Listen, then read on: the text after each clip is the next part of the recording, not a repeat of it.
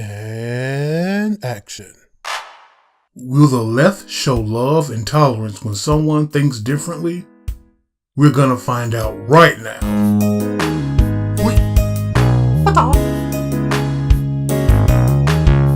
Welcome to my dojo. I'm Jo-Bino, and I'm bringing the news.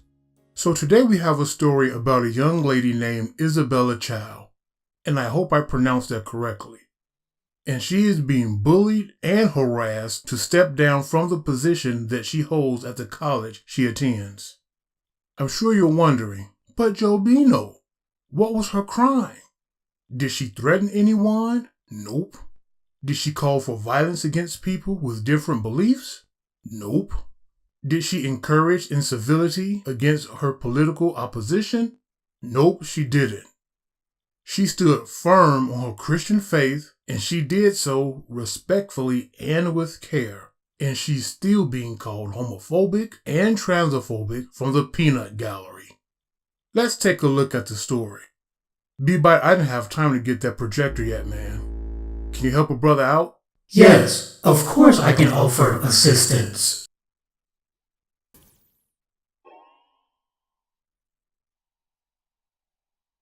I'll be using the story from the Christian Institute as well as the San Francisco Chronicles, and I'll put the links to both in the description.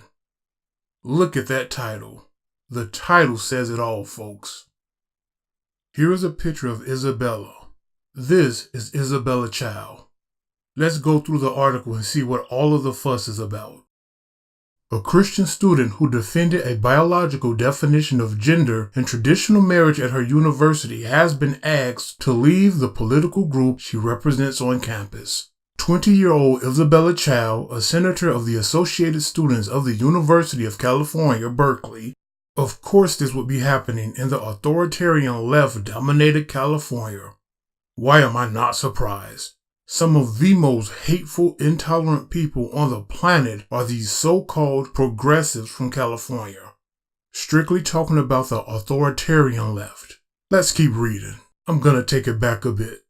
20-year-old Isabella Chow, a senator of the Associated Students of the University of California, Berkeley, was removed from the Student Action Party following her stance. The controversy surrounded a resolution condemning the Trump administration for considering a legal definition of gender as biological, without compromising. On Wednesday, 7 November, or November 7th, Chow abstained from the vote explaining, "Okay, what the heck, man? Pause. She abstained. She didn't even vote. This young lady abstained and they're still coming after her? Oh, heck no. First of all, she shouldn't have had to abstain in the first place. But the fact that she did and they're still acting like this, it tells you everything about these people, man. Anyway, let me shut up and keep reading. I'm going back a bit. On Wednesday, November 7th, Chow abstained from the vote explaining, "I cannot vote for these bills without compromising my values and my responsibility to the community who elected me to represent them. I believe that God created male and female at the beginning of time and designated sex for marriage between one man and one woman." She continued, "For me, to love another person does not mean that I silently concur when, at the bottom of my heart, I do not believe that your choices are right or the best for you as an individual." Disaffiliated. The ASUC political party, Student Action, announced in a social media post on Wednesday night that it had disaffiliated with Senator Chow following her remarks. The group indicated that Chow's pro-life views were also a factor in the decision. Wow. Unbelievable. Man, pause. Now we're getting a real look at what's going on. It seems they've always had a problem with her pro-life stance on abortion. Seems to me they were already trying to find out a way to force her out of her position long before now. It's just that now they get to try to justify it. It always amazes me how these libtards can say people are so disgusting and evil for wanting babies to have a chance at life, yet feel they're so righteous even though they have no problems with those tiny lives being snuffed out. Let's continue. A horrible person. Since the debate, Chow has emphasized that she did not seek to communicate a transphobic and homophobic message. She has received much opposition from students at California University who are opposed to the new government proposals. More than 1,000 students have signed a petition demanding that she resign from student government, whilst other students have taken to social media calling her a horrible person and a mental imbecile. Well, will you look at that? Calling her a horrible person and even a mental imbecile? Are you kidding me? These insults coming from the people who think there are hundreds of different genders? The same people who have their arguments completely destroyed and then accuse people of having, I quote, hate facts because they can back up what they say? The same people who hurl around insults and threats then cry their eyes out when someone disagrees with them and needs a safe space to play with clay and eat freaking cookies? Okay, I won't hate on the cookies because I'll smash the heck out of some good homemade cookies, you understand?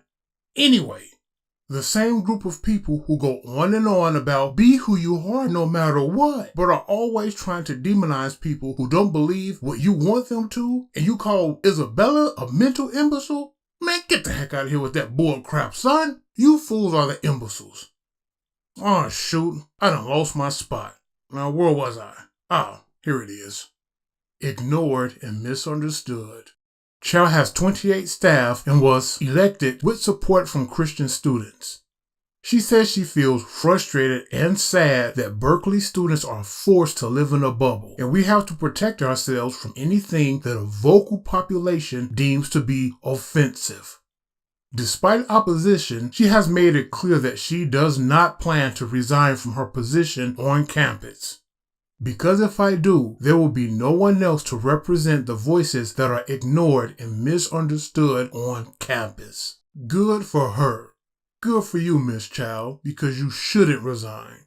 Here's hoping they won't force Isabella to resign or come up with another shady way to remove her from her position. Because we can always count on the hateful, intolerant, hypocritical, do as I say but not as I do, authoritarian left to be everything they claim to hate.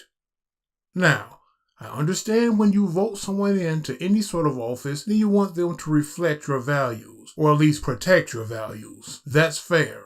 But what isn't fair, and in fact is downright repulsive, is calling Miss Chow all types of names, insulting her, forcing hate in her words where there is none, simply because you don't like what she said. And worst of all, having a so-called special meeting where Miss Chow had to sit for 3 hours and listen to a bunch of entitled brats try to humiliate her. She had to sit through that crap for 3 hours. Let's look at some of the pictures. There is Isabella. Just look at what's going on here. She's surrounded by these weak-minded bullies and still standing her ground. Now, if the roles were reversed and one of these dimwits were on the receiving end, they'd probably pass out from extreme anxiety and require a safe space. And the rest of the morons from the authoritarian left would cry foul and actually cry in the streets protesting. Weak. And yet Miss Chow is here taking all of this ridicule like a boss. So, major respect to Isabella for not backing down under pressure. I hope she keeps her position. That's the news story for today. God bless and be safe. I'm out. Ninja vanish.